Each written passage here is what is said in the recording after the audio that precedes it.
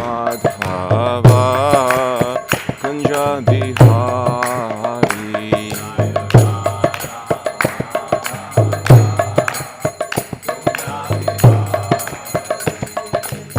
Radha Madhava Kunja Bihari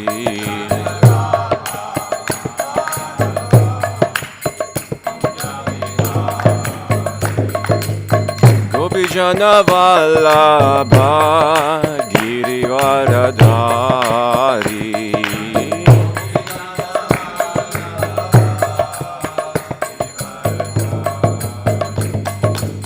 Jashoda Nandana Brajajana Ranjana Jashoda Nandana Brajajana Ranjana Yamuna Tira Vanachari Yamuna Tira Vanachari Jaya Radha Madhava Kunja Bihari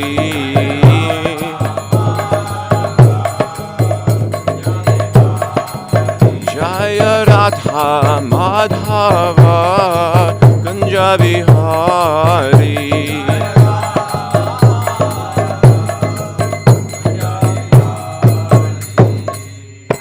Jai Om Vishnu Pad Paramahamsa Parivrajagacharya Ashtota Shatashishimad His Divine Grace A.C. Bhaktivedanta Swami Srila Prabhupada Ki Jai Jai Om Vishnu Pad Paramahamsa Parivrajagacharya Ashtota Shatashishimad His Divine Grace Srila Bhakti Siddhanta Saraswati Thakur Goswami Srila Prabhupada Ki Jai Ananta Koti Vaishnava Vrinda Ki Jai Srimad Bhagavatam Ki Jai All glories to the Sum of devotees Hare Krishna All glories to the Sum of devotees Hare Krishna All glories to the Sum of devotees Hare Krishna All glories to Shri Guru and Shri Gauranga All glories to Srila Prabhupada.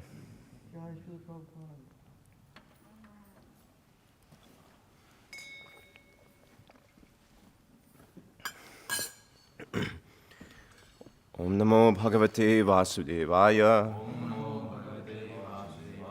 Om Namo Bhagavate Vasudevaya.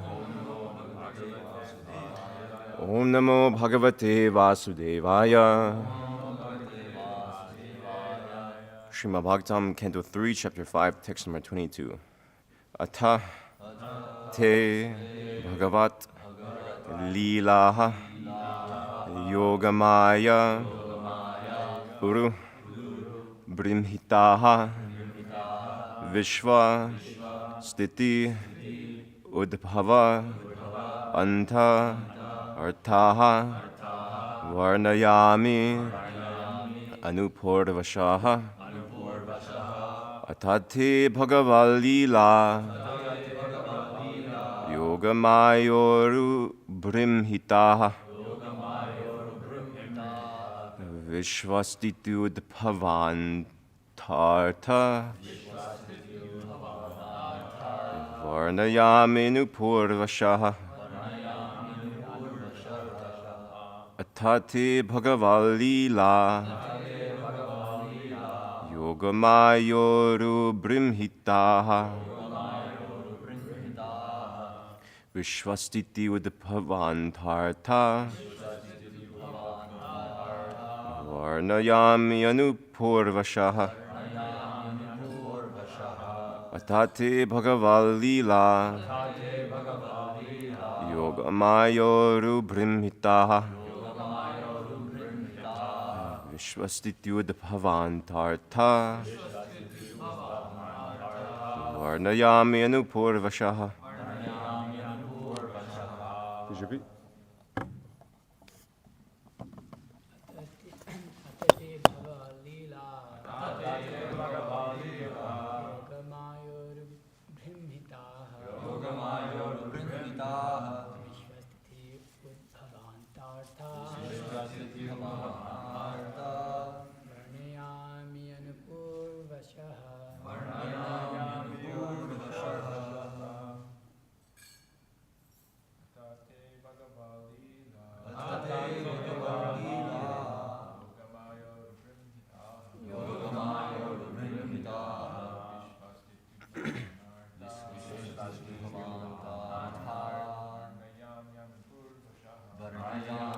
There's a spider here. Can you take him out?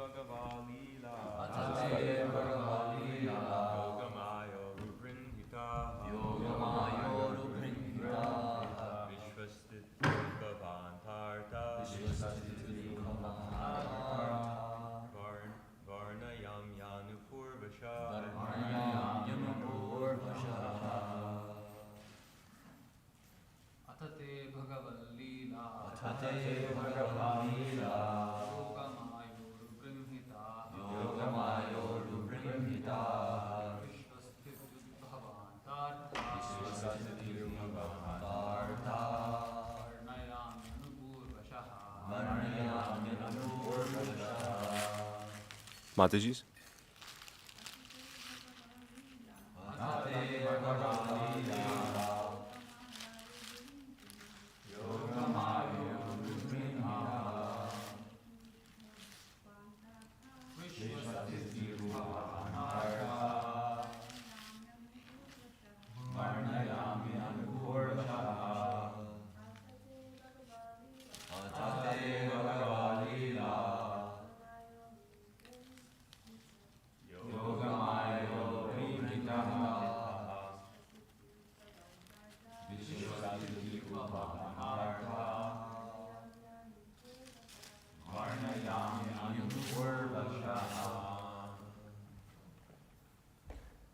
Atha, therefore, te, unto you, Bhagavat, pertaining to the personality of Godhead, Lilaha, pastimes, Yogamaya, energy of the Lord, Uru, greatly, Brimhitaha, extended by, Vishwa, of the cosmic world, Stiti, maintenance, Udbhava, creation, Anta, dissolution, Artha, purpose, Varnayami, I shall describe, Anupurvasha, systematically. Translation and purport by His Divine Grace A.C. Bhaktivedanta Swami Srila Prabhupada. I shall therefore describe to you the pastimes by which the personality of God extends His transcendental potency for the creation, maintenance, and dissolution of the cosmic world as they occur one after another. Purport. The omnipotent Lord, by His different energies, can perform anything and everything He likes. The creation of the cosmic world is done by His Yogamaya energy. Om Agyana Timirandasya Gananjana Shalakya Chakshur Unmiritam Yena Tasmai Shri Gurave Namaha Shri Chaitanya Manubishtam Stapitam Yena Bhutali Swayam Kadah Mayam Dadati Swapadandikam Vandeham Shri Guru Shri Tapara Kamalam Shri Guru Vaishnavam Shta Shri Rupam Sagrajatam Sahagana Varganatam Vitam Tam Sajivam Sadvaitam Savadutam Parijana Sahitam Krishna Chaitanya Devam Shri Radha Krishna Padan Sahagana Lalita Shri Vishakan Vitamscha. Hey Krishna Kuruna Sindhu Dina Bandhu Jagatpati Gopisha Gopika Kanta Radha Kanta Namostute Tapta Kanchana Gaurangi Radhi Vrindavaneshwari Vrishna Bhanu Siti Devi Pranamami Hari Priye Vanchakapatu Abhishta Kripasandu Bivacha Patita Nam Pavani Pyo Vaishnavi Pyo Namo Namaha Namo Om Vishnu Padaya Krishna Prishta Putali Shrimati Bhakti Vakasa Swami Iti Namane Namo Om Vishnu Padaya Krishna Prishta Putali Shrimati Bhakti Vedanta Swami Iti Namane Namaste Saraswati Devi Gauravani Pisharne Nirvishesha Shunivadi Pashtati Dishtarne. Jai Shri Krishna Chaitanya Prabhu Nityananda Shri Advaita Gadadhar Shivasari Gaura Bhaktivinoda Hare Krishna Krishna Krishna Hare Hare Hare Rama Rama Rama Hare Hare Bhuter Mahadbiri Mafpur Vibor Nirmaya Shiti Yada Mushaburashaha Bhunkti Guran Shudasha Shudasatmaka Suranga Shishta Bhagavan Vachamsime.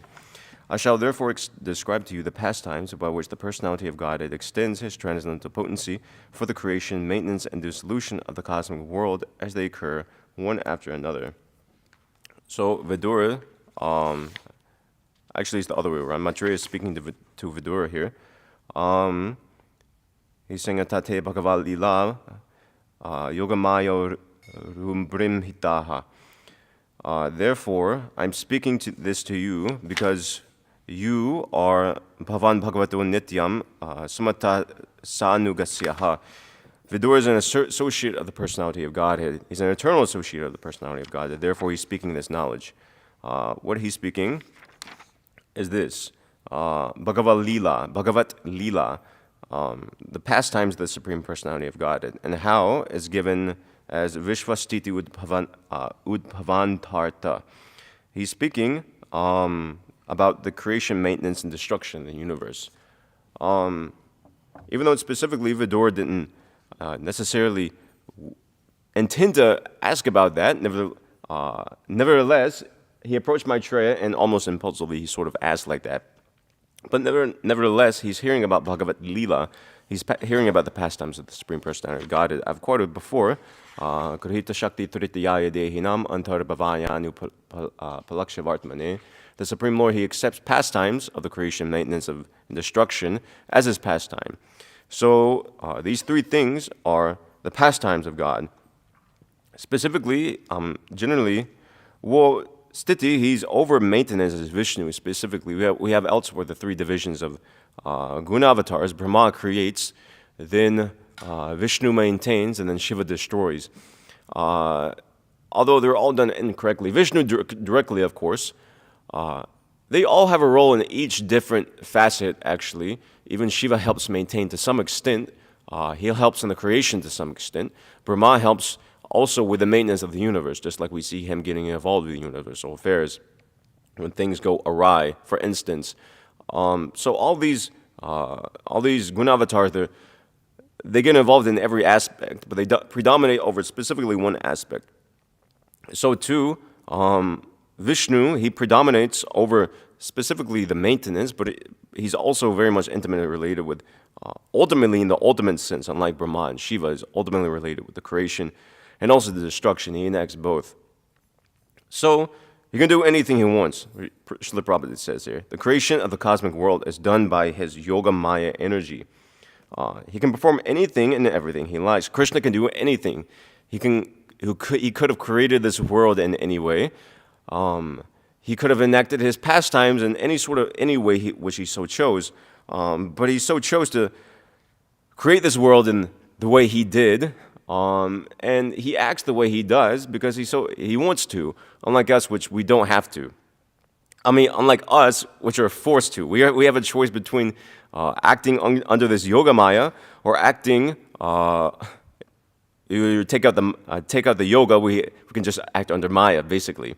So we're either consciously or willingly acting under yoga maya, or we're being forced to act under the influence of Maya. And if we act under the influence of Maya, then we have, although it looks like we have control or we're independent, actually we're forced to act by so many different, our conditioning actually.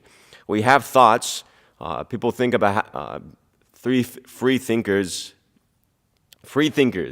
that sort of idea that's somebody independently minded. These are generally, in Western society at least, seen as good qualities. But actually, all of one's behavior, thoughts, his very birth, the body he has, everything, even his intelligence, which is like the aide de camp of the soul, is all shaped by the modes of the material energy.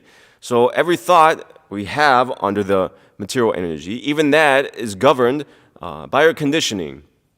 It doesn't look like it, but that's the influence of Maya. It's just like there was some spider here, so he was trying to go somewhere. He was lost.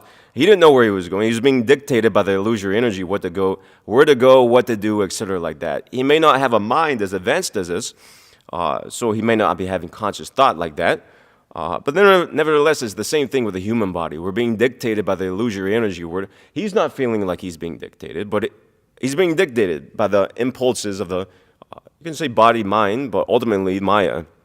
So similarly, too, humans are also dictated by Maya. Our thoughts are dictated by Maya. Our actions are dictated by Maya. Everything's dictated by Maya, unless we take shelter of Krishna. Because Krishna isn't dictated by Maya. Krishna dictates Maya. He can dictate Maya to do anything he wants. Anything, yeah. Just like Srila Prabhupada prays, we read recently in that song, if it's your desire, then you can immediately release all conditioned souls who are entrapped by the illusory energy. If Krishna wants to do something, he can do something in a moment. It doesn't take him, as Prabhupada said, you can attain, in Melbourne, you can attain perfection instantly. If we're sincere after it, and if Krishna bestows that mercy. We see many cases where Krishna bestows his mercy, and in an instant, somebody attained perfection. Dhruva Maharaj, for instance, In one way, he was doing some form of sadhana. He was chanting Om Namo Bhagavate Vasudevaya. He was chanting that mantra, but you can't necessarily, and he was getting some tejas out of that, but not necessarily spiritual. It's described he was choking up the universe. Even the demigods and the heavenly planets, they were feeling the effects of Dhruva's austerities, but that doesn't necessarily mean they were spiritual. It's just like Hiranyakashipu was also doing the same thing. And Dhruva Maharaj, he was chanting that mantra not for purification, he was chanting that mantra for to reap karmic benefit, basically. It's just like, you can imagine somebody enters into Krishna consciousness and they start chanting Hare Krishna to get like a new Lamborghini or something like that. So there may be some spiritual potency there, but definitely you won't become you won't become so spiritually elevated like that. So Dhruva Maharaj, actually, he wasn't so, although he had a very elevated spiritual master and the mantra was there, his motive was impure. Therefore, he wasn't necessarily so elevated, but nevertheless, he got the mercy of Vishnu. Why? Because he acted under the direction of his spiritual master, principally, is the main thing. And also, the Lord was merciful upon him. It was when Dhruva Maharaj was executing all these austerities, and we hear about him getting these yogic powers, you could say, in one way. Not necessarily siddhis, but something like that, some sort of influence. But it was when Vishnu was merciful unto him that he could perceive who he was and could then perceive that all this path he's trying to go of asking the Lord for this kingdom greater than Brahma, his grandfather, anyway, is useless, basically. And it's when the Lord was merciful upon him he could understand that. So, it was Krishna's desire, it was Vishnu's desire to release Dhruva Maharaj at that point then and there. Because he satisfied the spiritual master. So the central point is that when Krishna desires something, immediately it can be done. It's not, maybe some of us have the experience in Krishna consciousness. We try to do something in Krishna consciousness and it just doesn't work. Whatever it may be. We may be trying to, go somewhere or, learn something or, do some sort of service. Just like the marathon is going on now. Some people, some devotees have experience with book distribution throughout the history of ISKCON. They're trying to distribute books. Some days it just doesn't work. Some weeks it doesn't work. Some months it doesn't work. Some years it doesn't work. And you're trying so hard, but it just doesn't work. It just doesn't work. So similarly, so many things, cooking, etc., so many things can be there. Why is it not working? It's because it's not, we don't have this independence just to flip a switch and just make it work.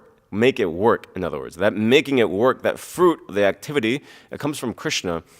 So, of course, philosophically, we understand that we're supposed to act for the sake of pleasing Krishna and not necessarily for getting some sort of fruit or some sort of result. Of course, the natural tendency in this world is to look for something like that, and it doesn't have, it's not out of the scope of devotional service to want to get big things done. It's just like Prabhupada wanted to get big things done. The preachers of the Gaudiya Math, for instance, they went to London and they preached there. They tried to do something, but they didn't get results. And consequently, they're either forgotten or their example is brought up as an instance of failure, even though they tried. So Prabhupada went to the West. He did the same thing. He went to America. Actually, at least one godbrother, went to America before Prabhupada. He went to New York, and I think he went to the West Coast after that. Really, nothing happened, practically. This is during the Second World War. Practically, he's completely unknown for having done so. So he got no fruit. But Srila Prabhupada got the fruit. But one point is that even if Prabhupada failed in doing anything, you could say practical or tangible or perceivable, like that, he would still be glorious, not because of the fruit, but because of his pure devotion to Krishna. He was already glorious even before he came to the West and tried to carry out that service, because he lived a lifetime in pure devotion to Krishna. So this is the main point, not necessarily the fruit. But it can be frustrating when we're trying to do something and it just doesn't work. Srila Prabhupada, in one place in the Bhagavatam, he writes that in any endeavor, for success in any endeavor, we should look for the Lord's mercy, whatever it be. Because no matter what we do, we can't have success in that endeavor without Krishna's mercy, no matter what it is. Even in something as simple as speaking, just like, for example, Shikadev Goswami, this prayer recited, this Bhutir Mahadbir, speaking is a very easy thing. You know it from birth. It's impulsive. practically speaking. The concept comes to the mind and you verbalize it by your words. Actually, I don't even know how it's going on. Automatically, if you analyze it, it's almost like magical. The vocal cords are like moving and we make a different, some sort of shape with our mouth, and then some sound comes out which you can then understand as some sort of concept. It's really amazing, actually. And it just happens automatically like that. It's almost effortless for us to speak, at least in our natural language. But at any moment, that power of speech can be withdrawn, actually. We see many cases of people having a heart attack like that, or some sort of paralysis. Either they can't speak, or they completely forget how to speak. So even the power of a speech, something which is so native to us, even the power of thought, what is speech, it can immediately be withdrawn. We don't think about these things on a day-to-day basis. It's more that we kind of just take these things for granted, but it's how it is, actually. So in any endeavor in Krishna consciousness, we have to look for Krishna's mercy, because that success in that endeavor, it comes from Krishna, whether he gives it to us or not. Sometimes he doesn't give it to us, actually. Sometimes it is like that. Sometimes, as I was speaking earlier, sometimes we may go on and may try something for years, and it just doesn't work, whatever it may be. It can mean different things. It can mean Krishna maybe doesn't want us to do that. It could be a form of Krishna's mercy. As Kunti prays, it's easier to think of Krishna in distress rather than in a situation of success. So sometimes Krishna may place a devotee in a difficult situation for years even, maybe throughout their whole life. Just like the Pandavas, they lived in the forest, was that for 12 years? 12, 13 years, something like that? Do you remember? I think 12 years. Anyway, at least a decade. 13 years. And then a decade incognito. So it was miserable. What is that? 1 year incognito, sorry. So that's pretty miserable. I mean, Lord Ram, his brothers were Vishnu Tattva, so it can't necessarily, but he also, I'll just leave that aside because it's not exactly applicable, but just take the example of the Pandavas. They lived undergoing so many miseries for so long, and actually they were frustrated by it. I mean, if you read Mahabharata, you can see Draupadi was become distressed, actually, by what they were having to undergo. Krishna was there. Even Krishna met the Pandavas while they were living in the forest at one point. It doesn't look like he did anything. Still, they just lived in the forest. They continued to undergo misery like that. So for years, actually, it wasn't really. Of course, they're eternal associates, and they understood their position ultimately. But superficially, it didn't look like anything was going on. It didn't look like Krishna was helping them. It didn't look like they were making any progress. It looked like Duryodhana was getting stronger and stronger by amassing his forces. So it didn't really look like Krishna was helping anybody. So similarly, too, I cited this example I think in my last class, about Gopinath Pattanayaka, who was on the Changa, and Lord Chaitanya did nothing. Why did he do nothing? Actually, that was Lord Chaitanya's mercy. How can you understand such a thing? It's very difficult. Therefore, this verse is there that tatte nukampam susamikshmano bunjani vatma kritam vipakum. What is that? Hridvak vapur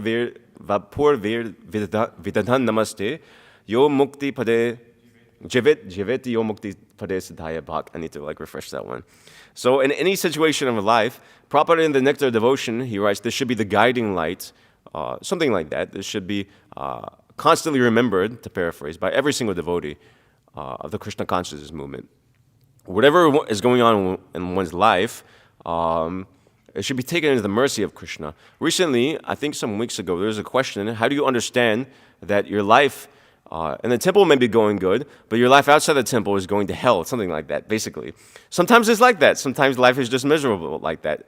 But how do you understand is that Krishna's mercy doesn't always come in the form of something pleasurable, or even in the form of something which we expect. Even it may be devotionally. So many examples could be given. For instance, so many things could be there.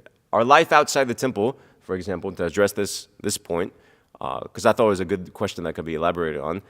One thing is that if your life inside the temple is good, that means you have Krishna is being merciful on you, actually. Even if everything outside the temple is going to hell, and it may look like it's a really bad situation, at least you can come to the morning program and chant 16 rounds, being in association and devotees and chant prasad. Take prasad. That's a pretty good situation, you know. Everything else may be terrible, and even it may not look so good. You may have fights, whatever. You may have so many issues are there in the material world, it is impossible to list them all. Even in Krishna conscious, a devotee society, so many issues may be there. You may have problems with the management. You may have problems even amongst your God siblings. You may have problems with your family, some health issues in the family, or maybe your family is pressuring you to leave, or so many things could be there, which look pretty serious actually. But at the end of the day, you're able to attend a full morning program. That's Krishna's blessings, actually. Even though it looks like a really bad situation. Another point is that there's that other verse where Krishna speaks to Yudhishthira Maharaj, Yasyaham anugrahnami harishye taddanam shanaihi. That if I favor somebody, I take away his wealth, literally, it translates to. Or you could also, wealth can be many things, dhana, dhanaihi. Dhana means many things. It could be wealth, it could be land, it could be even so many things are taken as wealth in this world. Just like if one is very beautiful, that's an asset of wealth in one sense. If one can sing very nicely, if one looks very nice, in one sense it's dhana in the sense that it's something valuable like that. So Krishna may take all these things away. He may take our nice situation in life away like that. We're to understand it as His mercy. We may not be able to understand it. It may not make sense to us. But usually, especially in Krishna consciousness, hindsight is 20/20. And looking back on our life, we can understand how Krishna was arranging a situation to make us more Krishna conscious, actually. So maybe some of us already have this experience. Many devotees have this experience throughout their Krishna consciousness, actually.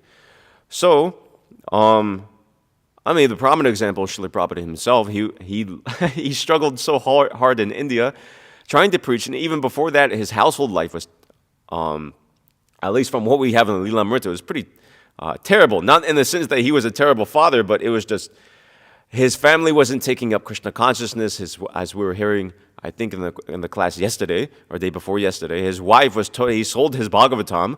She sold his Bhagavatam for tea and biscuits like that. So altogether, if you add it all up, it just seems like a whole bunch of decades of just like struggle.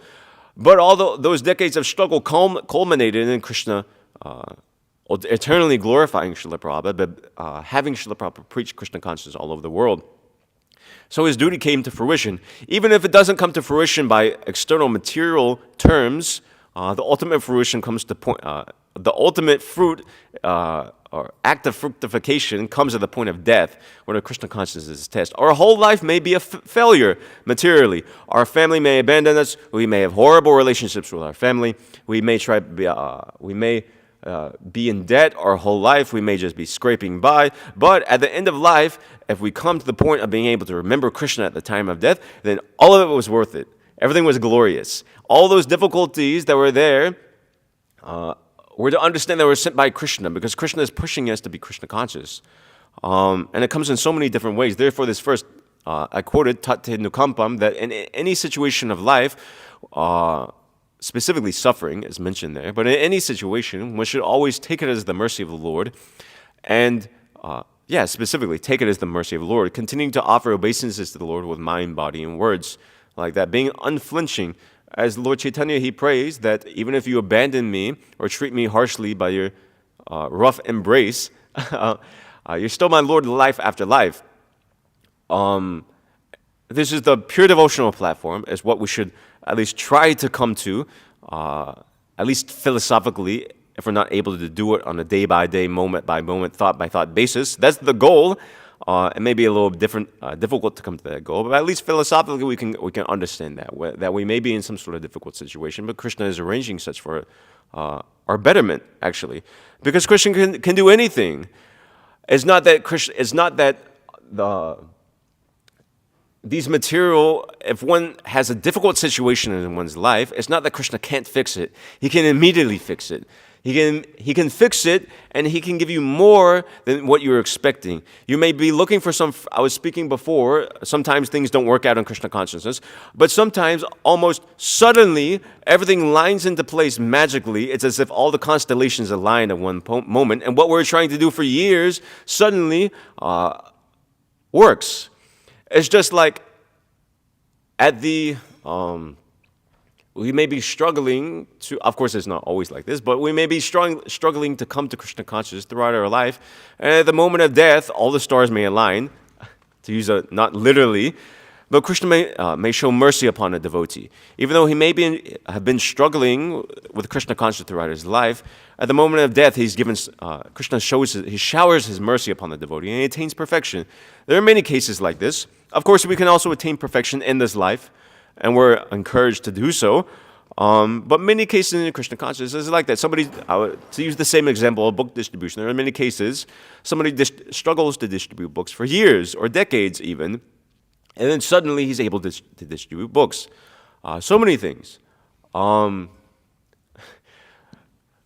many things. I mean, so many things in Krishna consciousness are like this, actually. You're looking for some sort of solution. You're trying your best. It's just like Kartik Mas just ended. Yashoda was trying her best to tie Krishna, and she was doing everything she could. First she was trying to use the rope, then she went to go get more rope, and that rope was too short. And then she got more rope, and that rope was again too short. Everything she was doing was just failing, and she couldn't see a way out. And then Krishna suddenly, seeing the sincerity of Mother Yashoda, bestowed his mercy on her.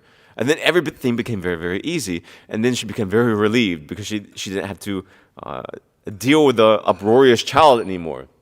So, too in Krishna consciousness. So, I'm sure this was explained in classes, but the effort is the 2 inches that's said there, whatever 2 inches, 2 cubits, whatever Vedic unit they used there, short the rope was, is indicated by both the effort of the devotee and the mercy of Krishna.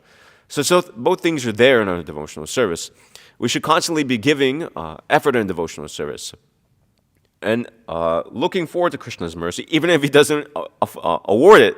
Even if it's not coming, we shouldn't become discouraged that Krishna is not giving mercy. Therefore, I should give up my effort. If Yashoda gave up her effort to bind Krishna, of course, I can't say for certain, but to give some philosophical speculation or some at least metaphor, she wouldn't have been successful in binding Krishna if she just gave up. If she thought, oh, it's 2 inches too short, I tried so hard, but it's not working, and she just threw the rope aside, Krishna wouldn't have been bound. And nor would Krishna have been conquered by her love. Of course, she's also eternally perfect, just to qualify. But the same thing applies to our lives. That we shouldn't give up on Krishna consciousness or give up in some instance in Krishna consciousness just because something is becoming difficult, just because something is working out. Isn't working out. One thing is that some things don't work out. And we should seek guidance. It's not that we should be stubborn-headed about it.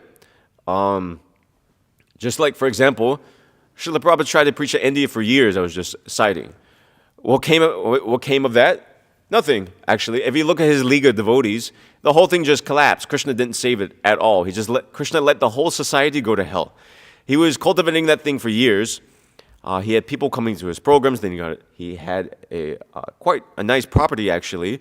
And then people coming to that, and then he got people involved in the League of Devotees. And the whole thing just collapsed. It's very disheartening, actually. So many things. Srila Prabhupada translated the whole Bhagavad Gita with commentary when he was in India, and the whole thing got stolen. It was very disheartening, actually. but Prabhupada wasn't fazed by that. He continued on, but I'm making the point, sometimes we don't continue on. Some things are unrealistic in devotional service. Sometimes, and it can be seen, it's a case-by-case basis. Sometimes, for example, I don't know, if we're say we go to China to preach, and we're just unable to acclimatize ourselves to the local culture. And as a result, we begin slipping in our devotional practices because of such, just giving a hypothetical situation. So, in such a situation, maybe it will be better to take advice from senior devotees and the spiritual master and see, well, okay, this may not be so good for Krishna consciousness. How can I continue on? Some things should be continued on. Some things should not be continued on. So we shouldn't be so hard and fast about both ways. But the central point is that Krishna can make anything possible because he's omnipotent.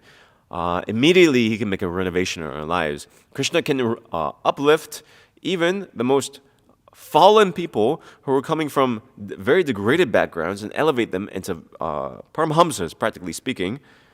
He can do anything. By his different energies, he can perform anything and everything he likes. We shouldn't be discouraged in Krishna consciousness thinking that this is impossible, I'll never get help, Krishna will never show his mercy. Actually, it's not that we think that Krishna will never show his mercy. Actually, most of the time we just forget about Krishna and we slip into some sort of tamagun, depression, something like that. So we should always look for the mercy of Krishna. We should always keep Krishna in mind. Krishna is our well-wisher and he guides his devotees perceptibly or imperceptibly on the path of devotional service. Even those devotees who approach him with completely mixed motives, impure motives, just like I was giving the example of Dhruva Maharaj, spiritually speaking, he wasn't advanced in devotional service. He wasn't acting on the pure devotional platform even, but Krishna took care of him. And unprecedented, not only did Krishna fulfill his desire, Krishna gave him more than he was looking for. He simultaneously gave him dominion over his own planet, spiritual planet, which was even more of that of Lord Brahma, eternally so. That planet is still there. You can see it. It's the pole star.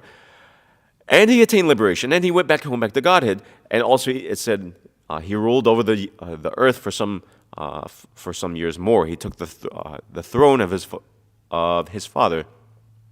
So he got everything he wanted and more. So Krishna was guiding him even from the beginning. The point is that Dhruva Maharaj, he wasn't even, you could say, properly situated in one sense. Of course, he was cultured. He was coming from a Vedic background. He wasn't necessarily sinful like that. But it's not that he took up Krishna consciousness with a pure motive like that. So Krishna looks after those devotees who are even have selfish motives, who are if Krishna looks after his devotees who approach him with impure, mixed motives, with the idea, Dhruva Maharaj, in one sense, who is approaching Krishna with the idea that I'm going to use Vishnu to get what I want, basically, in a kind of utilitarian sort of manner, which is, I mean, he's glorious, don't get me wrong, but the tendency to do so itself is a little messed up. It's just like if we if we're married, or we have our parents, for example, and we only approach our parents when we want something. That's a little messed up. It's not a pure loving relationship. It's twisted. It's not pure love. In fact, it's not really love at all, actually. It's just selfish intent. Sense gratification, actually is what it is. So if Krishna takes care of those devotees that approach him with the idea of gratifying their own senses, what to speak of those devotees who are trying to practice pure devotional service with pure faith in Krishna, who've given up everything? Of course, that may be on different levels, but at least who have taken to Srila Prabhupada's movement, chanting 16 rounds, following 4 regular principles. Krishna will surely bestow his mercy, even though it may not be apparent, like I'm saying. If Krishna would take care of these devotees, definitely he will take care. I mean, Prabhupada many times in his lectures, he would say, books actually even, he writes that even the animals are being maintained by Krishna. What to speak of those devotees who surrender unto him? So we shouldn't be discouraged in Krishna consciousness thinking that Krishna is neglecting me or just forgetting about Krishna in general. Krishna is there, we're his servants, and he's going to take care of us. Actually, Bhaktivinoda Thakur, he writes that the central, or you could say the first fault, there are different ways of analyzing it, but the many unwanted things that come about in devotional service means weakness of heart, anarthas, aparads, offenses in devotional service. All of these things come from the central point of just forgetting that oneself is the eternal servant of Krishna. When one forgets that one's a servant of Krishna, these other things follow in turn. One's heart becomes weak, and then one becomes prone to commit offenses. There's a chain like this. But the first thing is forgetting ourselves to be the eternal servant of Krishna. So we should always keep this in mind. It's just like as a rich man's son, if he remembers, Prabhupada gave the example that he's the son of a rich man, he's secure. So similarly, Krishna says in Bhagavad Gita, Ma shuchaha, don't fear. Don't fear, don't be afraid, don't be scared. Don't be afraid of anything in this material world, janma mritu jara vyadhi, these miseries of the material world. Also, don't be afraid of that you won't be taken care of. You will be taken care of. Krishna is giving this assurance to not only to Arjuna, but to all his devotees. So I can end there and take any questions anybody has at this point. Yes? Krishna Kumar? Is it? Is your name there? Okay, Jai. So, like, coming to spiritual life, especially Hare Krishna.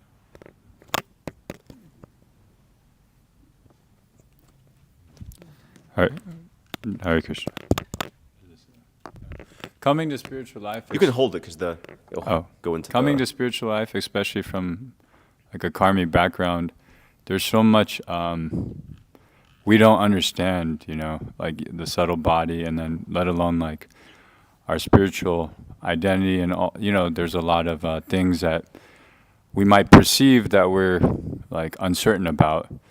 So a lot of times those like when we chant Hare Krishna, we're like, at least for myself, I feel a lot of times I'm just like begging for truth, or like knowledge, which like I can imagine from the other side of that could get kind of not be like a pure intention maybe, or devotional service.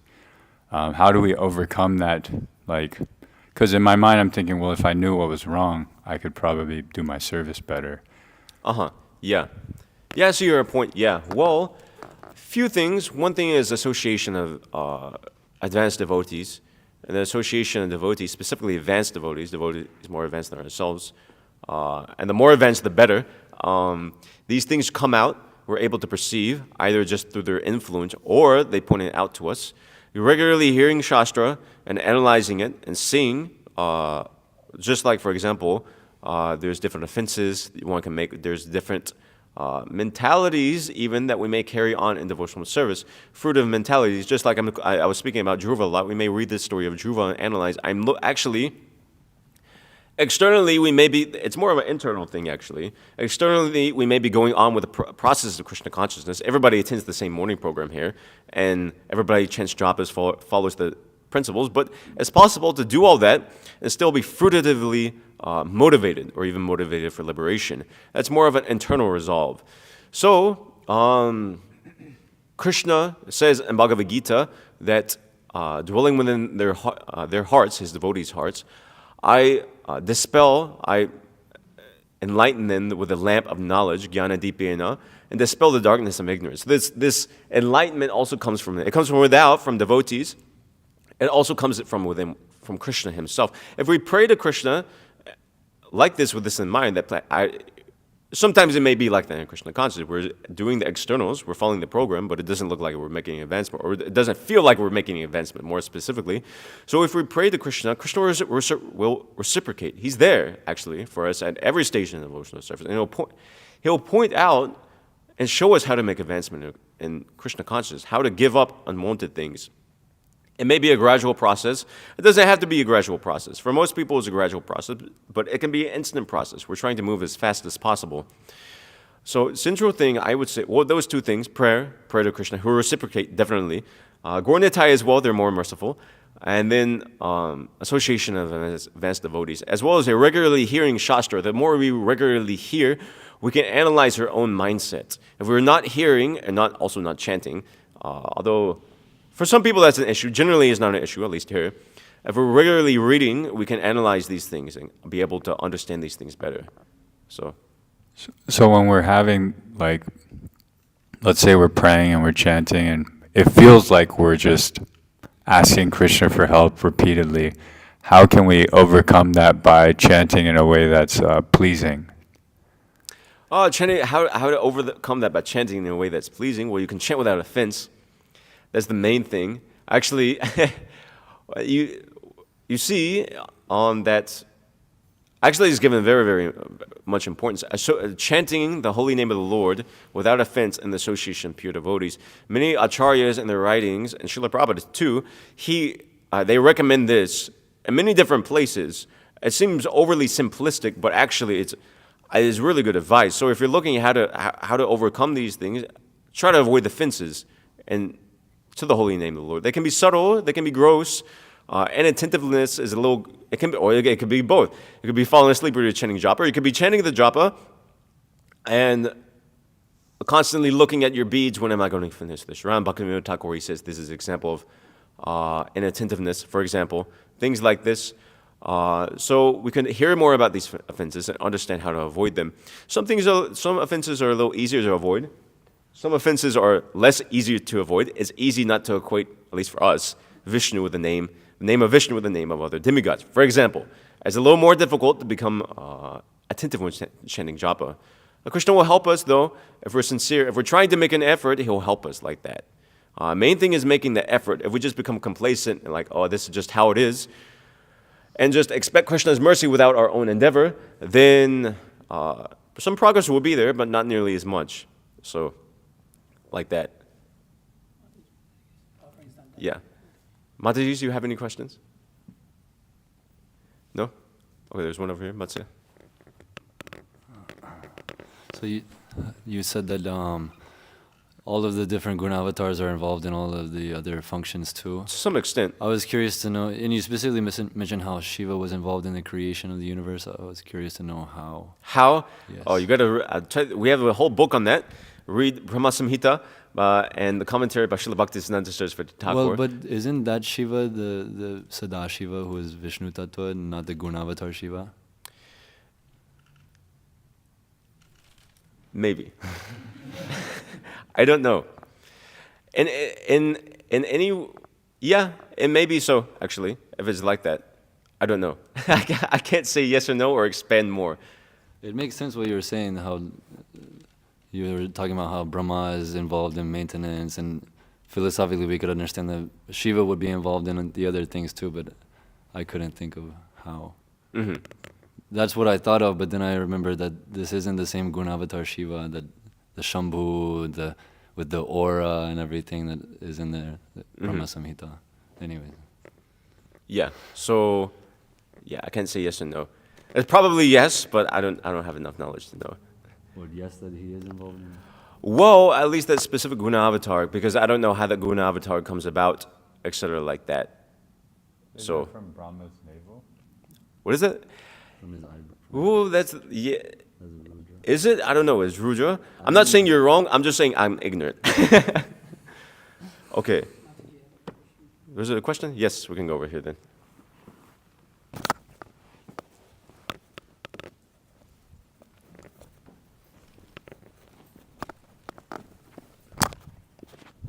So, is it on?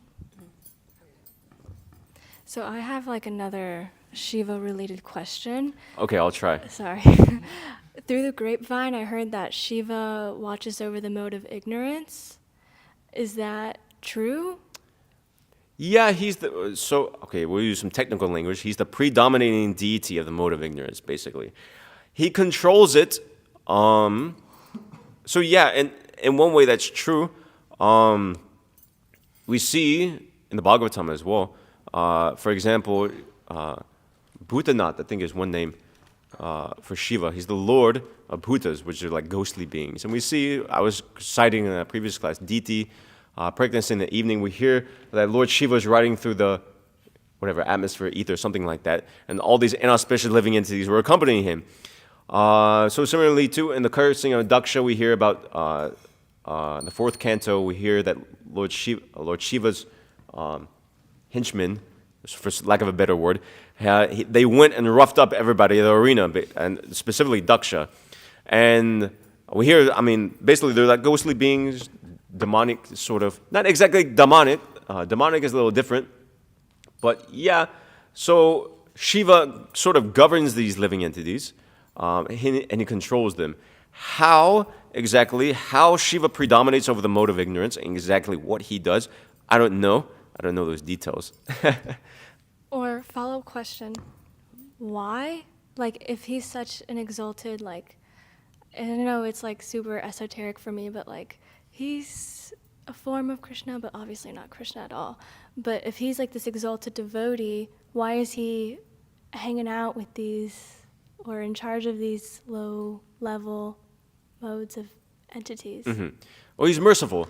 He's over the mode of ignorance, but he's not necessarily contaminated, or he comes in contact.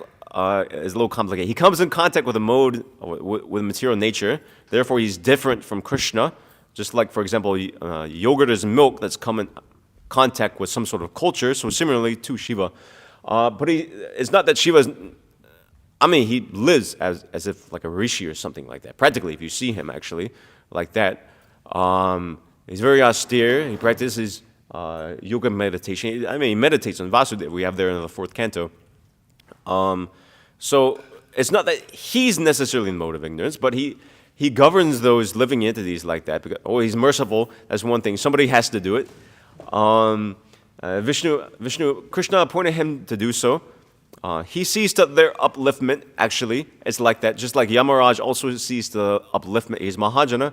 He's over the Yamadutas, who are pretty ferocious living entities. I don't know their spiritual status, but he's mercifully watching over them and directing them. So similarly, too, Shiva also takes a similar role. I mean, one thing is that you could take it as Srila Prabhupada came to the West and took so many followers amongst the lowest class of men. Why did he do that? Because that's the nature of a Vaishnava is to be merciful like that. So, 2 things. One thing is that he's merciful. Another thing is that Krishna set up the universal government with that in mind. He gave him that position like that. So, okay? Okay, Srimad Bhagavatam ki jai. Srila Prabhupada ki jai.